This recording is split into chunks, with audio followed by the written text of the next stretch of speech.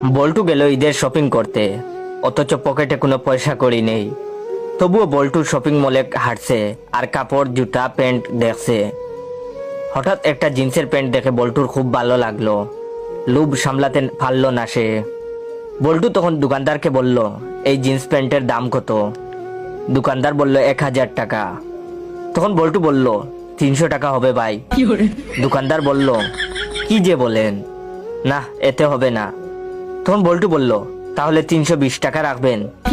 দোকানদার বলল, না, একদম 700 টাকা নিবেন। বল্টু বলল, না, আমি 420 দিব। দোকানদার বলল, শেষ দাম 500 টাকা হলে নিয়ে যান। বল্টু বলল, না ভাই, শেষ দাম 450 হলে বলেন, না হলে আমি যাই। তখন দোকানদার বলল, আচ্ছা নিয়ে যান। তখন বল্টু প্যান্টটা হাতে নিয়ে দিল এক দৌড়। দোকানদার চিৎকার করে করে বলল, কিরে, প্যান্টটা যখন চুরি করবি তাহলে এতক্ষণ দামাদামি করলি কেন?